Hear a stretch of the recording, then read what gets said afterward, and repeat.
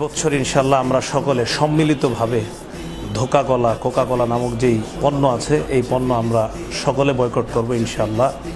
ইসরায়েলের মেরুদণ্ড ভেঙে দেওয়ার জন্য তাদের যাবতীয় পণ্য বয়কট করতে হবে। পণ্যের ভিতর অন্যতম পানীয় কোকা কোলা, পেপসি, 7 আপ। এই ঈদ হোক আমাদের বয়কটের মাধ্যমে কুফফার শক্তিদের, বিশেষ করে ইহুদিবাদীদের মেরুদণ্ড ভেঙে দেওয়ার ঈদ। আসসালামু আলাইকুম রহমতুল্লাহি ওয়া বারাকাতুহু। প্রিয় দেশবাসী, আপনারা সবাই অবগত আছেন লম্বা সময় ধরে গাজা ফিলিস্তিনের উপর যে আগ্রাসন চালাচ্ছে এই ব্যাপারে আমরা সবাই অবগত আছি। সামনে মুসলমানদের একটা পবিত্র উৎসব ঈদুল আজহাকে কেন্দ্র করে সাধারণত আমরা গোস্ত ইত্যাদি খাবার গ্রহণ করে থাকি। এই খাবার গ্রহণ করার পর পানীয় ইত্যাদি গ্রহণ করলে শরীরের মধ্যে একটা এনার্জি আসে, একটা ভালো লাগা কাজ করে।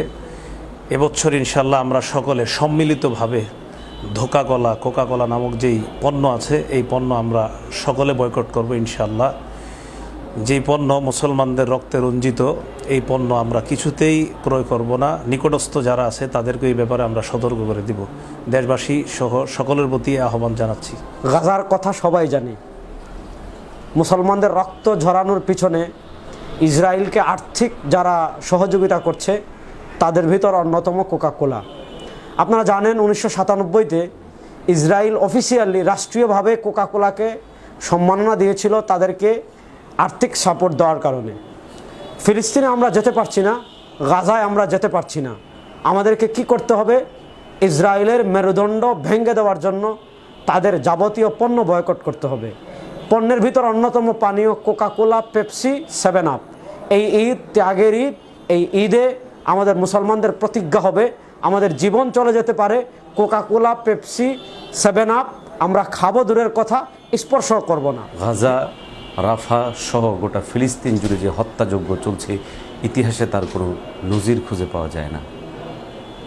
আজ আমরা যখন ঈদের আনন্দে আনন্দিত হচ্ছি, ঠিক ওই সময়ে আমাদের ভাইদের রক্ত নিয়ে খেলছে ইহুদিবাদীরা।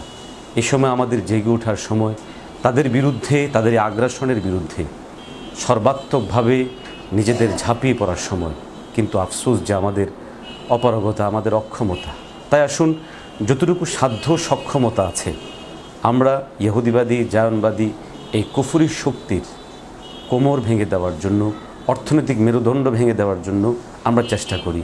তাদের যে সমস্ত ব্যবসায়িক পণ্যগুলো আছে সেই ব্যবসায়িক পণ্যগুলোকে বয়কট করার আওয়াজ উঠাই, নিজেরা বয়কট করি, অপরাপর মানুষদেরকে উৎসাহ জাগাই। এই ঈদ হোক আমাদের বয়কটের মাধ্যমে কুফফার শক্তিদের, বিশেষ করে ইহুদিবাদীদের মেরুদণ্ড ভেঙে দেওয়ার ঈদ। আল্লাহ আমাদেরকে তৌফিক দান করুন।